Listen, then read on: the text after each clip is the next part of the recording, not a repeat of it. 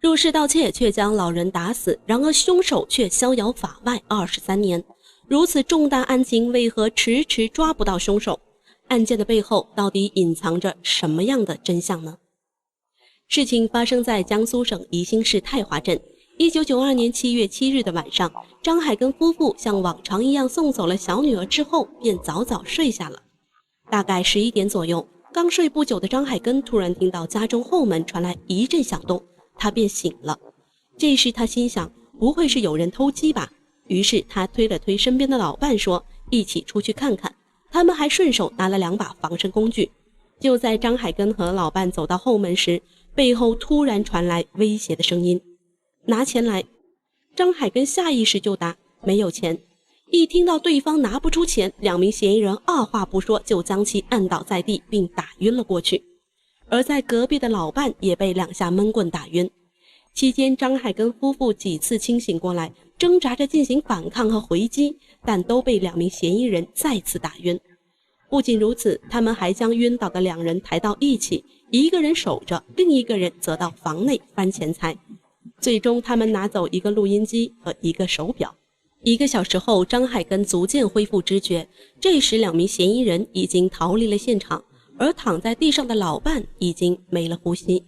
他下來的時候渾身都是血，他說你媽媽給人家打死了。我一聽就暈過去了。大女兒到達事故現場後迅速報案，2名被害人也相繼被送往醫院搶救。可惜張海根老伴還是因為傷勢太重，沒能挽回性命。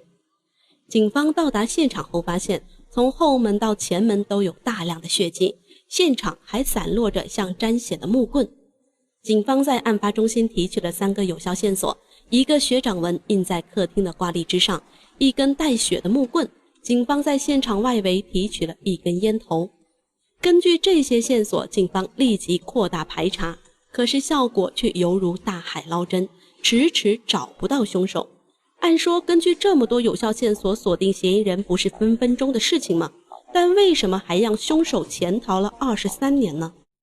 原來在當時那個年代並沒有強硬的 DNA 檢測技術，所以看着幾樣有效的物證，警方也只能干瞪眼。另外，案发地屬於浙江、安徽、江蘇3省交界處，當時的社會情況比較魚龍混雜，所以2名犯罪嫌疑人就這麼幸運地潛逃23年。那麼兇手究竟去了哪裡？最終又如何落網的呢？雖然這起案件被擱置了23年，那些案件的物證也隨着刑偵大樓搬了3次家，但好在這些物證完好無損地保存了下来，而這正是破案的關鍵。2014年，江蘇無錫市警方引進了一項 DNA 檢測技術，這項技術只需要少量的 DNA 模板就可以完成檢測。他們重新檢測了當初的物證，從煙頭上面提取了一組有效的 DNA 數據，這組數據與案發現場中的血掌印相匹配。有數據後，警方依然不能確定兇手是誰，因為數據庫裡並沒有此人的信息。然而天網恢恢，疏而不漏。2015年，在江蘇常熟市當保安的周小運，因為需要到公安機關進行採血，採血後害怕當初搶劫案東窗事發，還打電話給當初的同夥進行串供。結果真是怕啥來啥，經過系統的比對，這個周小運就是當初在案發現場留下血掌印的人。確定了犯罪嫌疑人，警方立即將周小運抓捕歸案。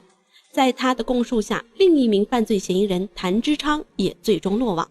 到案後，2名犯罪嫌疑人都表現得非常後悔和內疚。枪毙我們2個也不虧，你搞這些事情，你是畜生嗎？我比較慚愧，不光對不起這個受害人，而且也對不起孩子、老婆。話雖如此，當初案發時卻很快销聲匿跡。根據2人的供述，他們都曾是部隊復员的軍人，而且從時間推斷，当初犯罪時2人還是年輕的大小伙子，隨便找份工作養活自己不成問題，怎麼會有入室搶劫的惡念頭呢？對此他們也交代了真相。1992年從部隊復员回來的周小運和譚之昌也曾滿懷抱負，想着好好做一番事業，可惜現實總不盡人意，他們老家的經濟狀況很差，根本就賺不到錢。於是同為老鄉的2人就商議外出打工，恰好他們在江蘇宜興市有不少戰友，於是他們就來到了宜興市。可当他們走訪了戰友之後，發現戰友們的生活也不怎麼樣，有的也只是打零工，根本沒有能力給他們介紹好工作。時間一天天溜走了，身上的錢也花完了，可是工作一直沒有着落，最後他們连回家的路費都沒有了。走投無路之下，两人便產生了邪念，商量着如何做一票，搞點路費回家。於是他們便盯上了張海根的家，因為張海根的家比較偏僻，容易下手。這家的話比較偏僻一點。因為他們的邪念，悲劇就這樣發生了。一個無辜的人為此喪命，一個無辜的人飽受23年心理陰影折磨。那麼他們最終遭到了怎樣的懲罰？2016年1月13日，檢察機關準備對周小運和譚之昌進行起訴時，就迎來了第一個難題。因為根據法律規定，犯罪最高追訴期限是20年，而這個案件已經過了23年，超過了追訴的最高期限。難道对如此惡劣的犯罪行為真的不予追究嗎？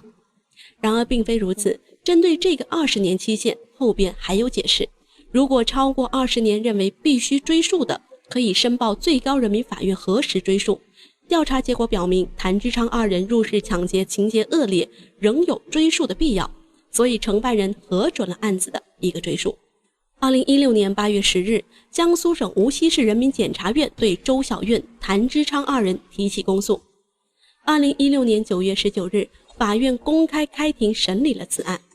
11月4日，法院對此案作出一審判決，被告人譚之昌判處死刑，緩期2年執行，剝奪政治權利終身；周小運判處無期徒刑，沒收全部財產，剝奪政治權利終身。譚之昌不服提出上訴，二審是什麼結果咱們就不知道了。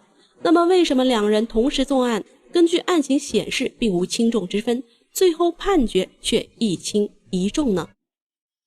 原來在審理期間，周小運以及家人一直與被害人取得聯繫，進行積極賠償與道歉，最終獲得受害方家人的諒解。我願向他們親人鞠躬，也認罪悔過。他女婿、老婆也來的，兒子也來的，來了3個別4個人。他講道理啊，他也對不起這麼。然而譚之昌那邊嘴上說的挺內疚，卻沒有任何表示，最後還拒不認罪。當然他所做的這些都是徒勞。回顧本案，都是一時的貪念才導致悲劇發生，不僅害了別人，最後還斷送了自己。獲得這樣的結果似乎不在我們的意料之外。雖說案件長達23年才告破，但最後兇手也得到了相應的懲罰，恰好印證了那句話：正義雖然會遲到，但永遠不會缺席。以上就是本期視頻的全部內容了，我們下期再見。